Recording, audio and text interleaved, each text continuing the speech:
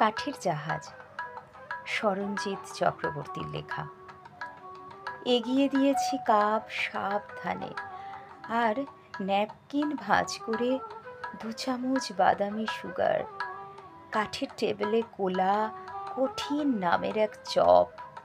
সামান্য হাসি স্পর্শে রাঙিয়ে উঠেছে কফি শপ। কাচের দেয়াল ধারে শালিক বসেছে এসে দুটি। ভেবেছি আলোয় গুঁড়ো মেশাতে না হয়, যেন ত্রুটি। গরম পানিয়ে কফিটি বানিয়ে তাকিয়েছ তুমি চোখ তুলে। এরকম ছোটোখাটো ভুলে কত লোক মরে যায় জানো?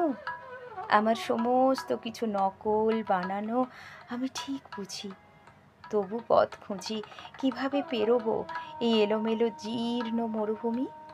কখনো সময় পেলে আমাকে গুছিয়ে দেবে তুমি?